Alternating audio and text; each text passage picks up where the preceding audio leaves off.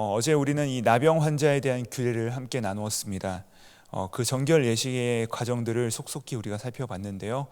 어제 본문과 오늘 본문 말씀이 사실 보시면 굉장히 유사합니다. 거의 비슷하다 볼 수 있는데 그 차이가 있습니다. 차이가 무엇이냐?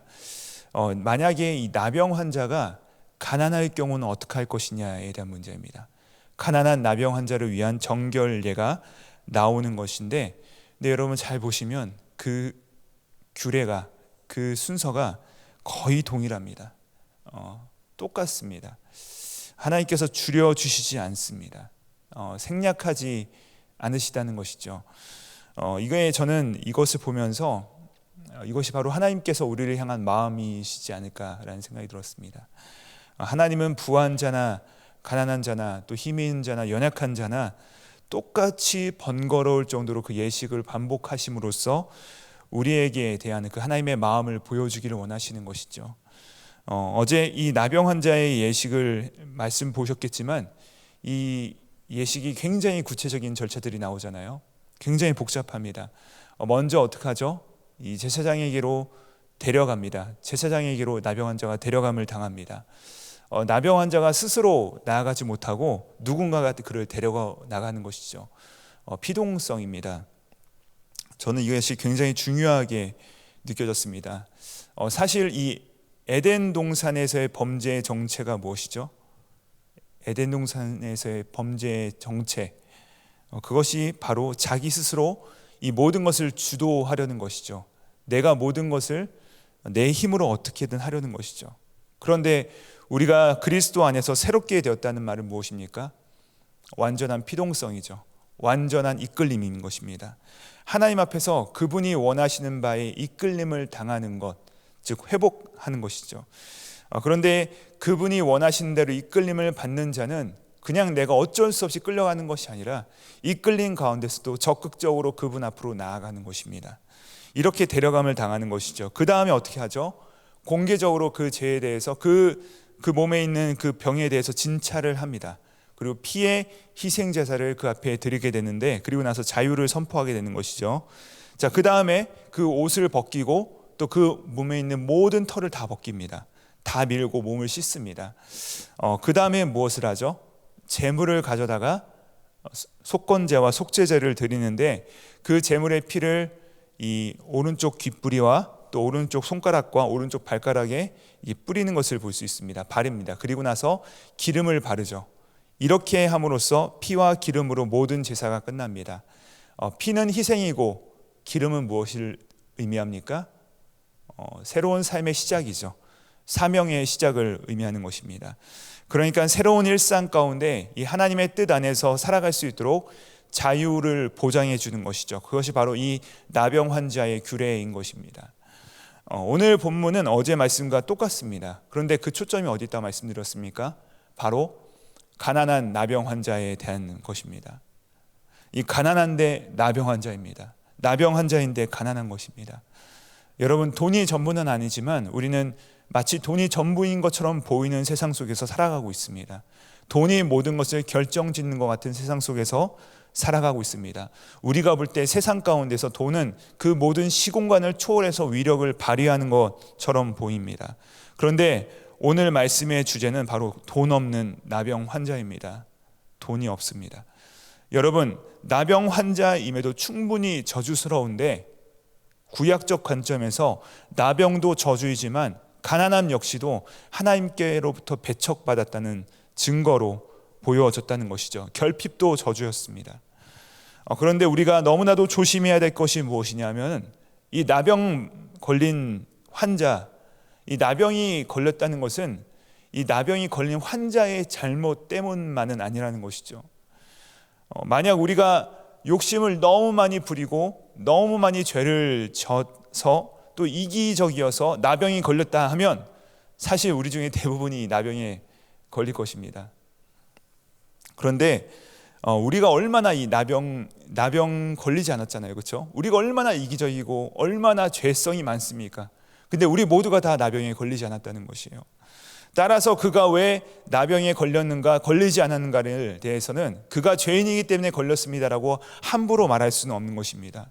그것에 대해서 우리가 알 길이 없어요. 그는 단지 그 불행과 정면으로 충돌한 것이죠. 그에게 이 나병이 찾아온 것입니다. 그가 나병에 걸린 것은 다른 사람보다 훨씬 더 나빴기 때문에 걸린 것이 아닙니다. 그러니까 그 마음 가운데 얼마나 속상함이 있었겠습니까? 얼마나 그 절망감 가운데 살아가고 있었겠습니까? 근데 거기에다 더해서 돈까지 없는 것입니다. 나병은 이 하나님의 저주를 드러내는 병이 분명합니다. 하지만 여러분, 이 나병의 걸림이 진짜 그 사람이 하나님으로부터 저주를 받은 것이냐? 이것은 판단하기 어려운 것이죠. 왜요? 잘 먹고 잘 살고 건강한 사람들 가운데서도 정말로 저주받은 인생이 있기 때문에 그렇습니다. 사실 하나님이 없음이 우리 인생 가운데 진정한 저주인 것이죠. 하나님이 없음이 우리 가운데 진정한 저주입니다. 어쨌든 간에 이 나병의 외향적 그 혐오스러움이 하나님의 저주를 드러내는 방편으로 쓰였다는 것입니다. 두 번째로 이 나병의 속성이 바로 이 저주와 맞닿아 있는데, 여러분, 이 나병의 속성이 무엇입니까? 나병에 걸리게 되면 어떻게 되죠? 우리 몸의 감각이 사라져 버립니다. 몸은 썩어가는데 감각이 사라지는 것이죠. 마치 죄와 같습니다. 죄도 우리의 양심과 우리의 마음에 무감각하게 만들어 버립니다. 썩어가는데 돌이키지 못하게 만드는 것이죠. 이것이 바로 죄의 속성과 닿아 있는 이 나병의 특징이라는 것입니다. 가난함 역시 마찬가지입니다. 하나님께서는 부유하신 분이십니다. 하나님께서는 부자이십니다. 하나님께서는 충만하십니다. 그런데 그 하나님의 부유하심과 가장 멀리 떨어져 있다는 점에서 이 결핍, 이 가난함 역시 저주로 여겨졌던 것입니다. 하지만 여러분, 나병에 걸리고 다시 한번 말씀드리지만 거기에다 가난함이 어찌 죄의 결과라고 우리가 쉽게 판단할 수 있겠습니까? 훨씬 더 사악하게 안정적으로 사는 죄인들이 많다는 것이죠. 자, 그렇다면 나병에 걸린 자를 하나님께서 부정하다 구별하신 이유가 무엇입니까? 하나님께서 거룩한 것과 부정한 것을 구별하신 그분의 의도가 무엇이죠? 선함과 악함을 구분 지어 놓으신 이유가 무엇이죠? 창세기 보시면 하나님께서 모든 것을 지으신 다음에 이렇게 말씀하셨어요. 보시기에 심히 좋았더라. 모든 것을 좋다라고 말씀하셨는데, 그 완전하신 하나님께서 왜 좋은 것과 부정한 것, 좋지 않은 것을 구별해 놓으셨습니까? 그것은 바로 우리의 죄 때문이죠. 우리의 죄로 말미암아 그 모든 것이 하나님의 그 완전하심을, 하나님의 그 온전하심을 깨트려 버렸기 때문에 그런 것입니다. 그래서 그 선한 것과 악한 것, 깨끗한 것과 깨끗하지 않은 것, 거룩한 것과 부정한 것으로 구별해 놓으신 것입니다. 그런데 구분할 때 부정한 것으로 구별된 사람들은 뭔가 더 잘못과 뭔가 더 악하기 때문에 부정하게 구분되어진 것이 아니라는 것입니다. 여러분, 이것이 바로 하나님의 신비라는 것입니다. 뭐냐면 그리스도 안에 있는 제가 그리스도 밖에 있는 어떤 분보다 훨씬 더 도덕적이고 훨씬 더 정직하고 훨씬 더 온전하고 훨씬 더 깨끗합니까? 아니요. 절대 그렇게 화딱 지을 수 없습니다. 그렇지 않죠. 이 그리스도께서 저에게 베풀어 주신 은혜가 아니면, 그리스도께서 저를 구원하신 그 은혜가 아니면 이 이한석이라고 하는 인간은 정말로 자기중심적이고 자기가 정말로 이기적이고 연약한 존재라는 것이죠. 다만 우리는 내 존재가 더 탁월하고 깨끗해서가 아니라 단순히 그분께서 구별해 놓으신 그 구별 가운데 은혜로서 들어오게 된 것입니다. 그래서 그 나눔을 통해서 왜 이렇게 부정한가, 어떻게 우리는 이렇게 정하게 되었는가를 바라보면서, 왜 이런 결핍이 있는가, 이런 부족함이 있는가, 이런 부정함이 있는가를 바라보면서 우리는 정결함에 대한, 완전함에 대한 목마름을 가지게 되는 것입니다. 우리 모두가 그 하나님의 온전하심을 갈망하며 그 목마름을 갈망하며 하나님께로 나아가게 되는 것이죠. 그 방편 가운데 하나님께서 정하심과 부정함을 구별해 놓으신 것입니다. 그런데 이 가난한 나병자가 어떻게 된 것이에요? 감사하게도 병에서 나은 것입니다. 병에서 그가 해방되었어요.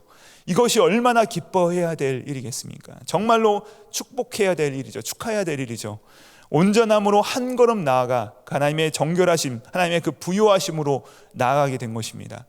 하나님은 이 나병 환자에게 이러한 의식들을 통해서 매우 공식적으로 모두가 다 볼 수 있도록 어둠에서 빛으로 나아갔다는 것을 보여주시는 것입니다. 근데 그 과정이 어떤 것인지를 우리 가운데 말씀하시는 것이죠.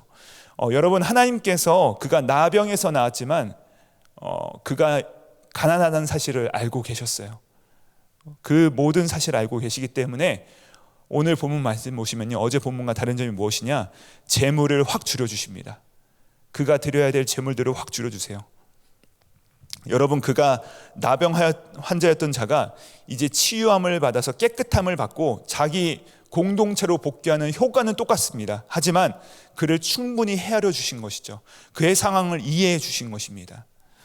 다음으로 어제와 오늘 본문을 통해서 우리가 발견할 수 있는 굉장히 중대한 사실이 있는데, 그것은 무엇이냐? 바로 이 나병 환자의 정결 예식과 굉장히 유사한 것이 있습니다. 무엇일까요? 나병 환자의 정결 예식과 굉장히 유사한 예식이 있어요. 무엇이냐? 바로 제사장 위임 예식과 거의 유사합니다. 제사장을 세우는 예식과 이 나병 환자를 정결케 하는 예식이 매우 똑같다는 것이에요. 여러분, 우리가 레위기 8장에서 보시면 아시겠지만 이 제사장 위임식을 보면요, 모세가 먼저 이 제사장을 씻깁니다. 제사장을 깨끗하게 씻기죠. 수동적입니다. 제사장 혼자 씻지 못합니다. 스스로 씻지 못해요. 씻겨집니다. 그리고 옷을 새로 갈아입습니다. 이 말이 무엇이죠? 이 과거의 옷을 벗기는 것입니다. 예전의 옷을 벗기고 새로운 옷을 입는 것이에요.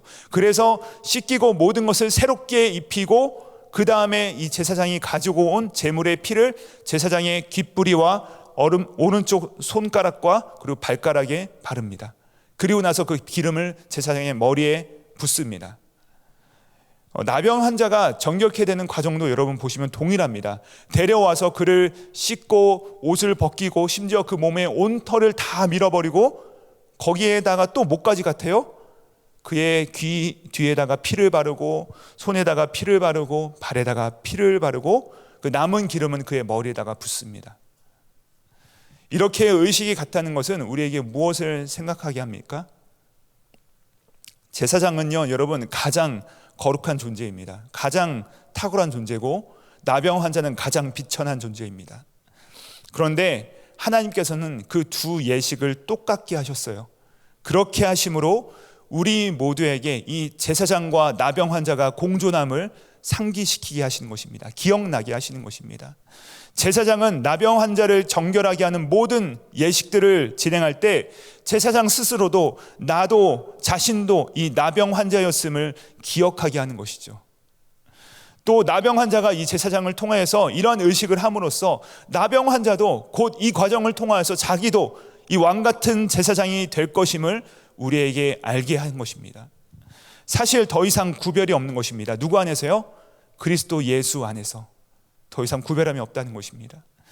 우리가 나병 환자보다 더 심하고 혐오스러운 죄 가운데 살다가 한순간에 이 왕 같은 제사장이라고 불리는 과정이 정말 한순간에 일어나게 된 것입니다. 놀라운 일이죠. 그런데 어떤 과정을 지났습니까?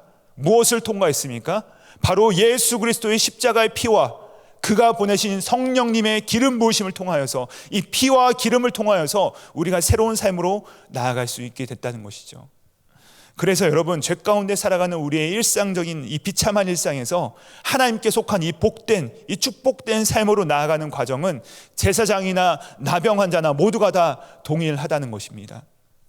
그래서 우리가 살아갈 때 내가 하나님 앞에 나는 이제 제사장이야 하는 내 존재가, 내 존재에 대한 자랑이, 내 존재에 대한 자부심이 나는 저 사람보다 훨씬 더 앞선 사람이야, 저 사람보다 훨씬 더 훌륭한 사람이야 라는 인식을 가지지 못하게 하는 것입니다. 왜요? 우리는 어떻게 제사장이 되었습니까? 나 역시도 나병 환자였는데 예수 그리스도 때문에 된 것이죠. 만약 우리가 한 형제나 한 자매를 향해서 내가 훨씬 더 우월하고 저는 틀렸다라고 생각과 그 눈초리를 가진 사람은 이 예수 그리스도의 피에 대해서 우리가 심각하게 오해하고 있다는 것입니다. 말씀을 정리합니다. 가난한 자를 위한 이 정결 예식이라는 이 제목을 보는 순간 제 마음이 뭉클해졌습니다. 여러분, 가난한 나병 환자, 가난과 나병, 이 저주로부터 드디어 정결케 된 사람이 등장하는 것이죠. 여러분, 그들이 누구예요? 바로 우리들이죠. 우리가 바로 결핍과 하나님 없음으로부터 부유하게 되고 저주로부터 제사장이 된 것입니다. 우리가 바로 어디로부터 건지심을 받았는가를 생각하게 하는 것입니다. 결코 잊지 않게 하는 그 제목이라는 것이죠. 그래서 우리는 그리스도 안에서 이미 정결하게 되었지만 정결하게 된 자의 담대함과 동시에 내가 어디로부터 건지심을 받았는가에 대한 그 겸손함을 날마다 잊지 않고 살아가는 것이 바로 이 그리스도인들의 지녀야 될 특성이라는 것입니다. 매우 담대하지만 매우 겸손함이 우리 가운데 있어야 된다는 것이죠. 우리 가운데 이 온전함을 누리고 계신 분들이 계십니까? 우리 가운데 이 충만함을 누리신 분들 계십니까? 그렇지 못한 분들을 위해서, 그렇지 못한 약자들을 향해서 우리의 마음이 흘러가야 합니다. 하나님께서 그대로 우리 가운데 두신 이유는 우리로 하여금 우월감을 갖도록 하신 것이 아니라 그들을 품고 함께 정결함으로 나가도록 우리를 부르셨다는 것을 기억하시기 바랍니다. 그래서 우리 모두가 그 은혜가 얼마나 충만한지 우리 안에 있는 약자를 품으시고 또 함께 기뻐하며 함께 누릴 수 있어야 되는 것이죠. 그 은혜가 우리 모두에게 임하시기를 예수님의 이름으로 축복합니다. 기도하시겠습니다. 하나님, 오늘 정결 예식을 통하여 나병 환자인데 가난한 자들을 대하시는 하나님의 마음을 알게 하심을 감사합니다. 하나님, 우리도 전에는 결핍된 자들이었고 전에는 저주 가운데 있던 자들임을 기억하며 겸손하게 하시고 동시에 이제 그리스도 안에서 부요하게 되었고 온전하게 되었다는 사실 앞에서 당당하며 충만하게 주신 삶 속에서 풍성함을 나누는 인생 되게 하여 주시옵소서. 십자가의 피와 성령의 기름으로 나병 환자에서 제사장 삼으신 예수 그리스도의 이름으로 기도합니다. 아멘.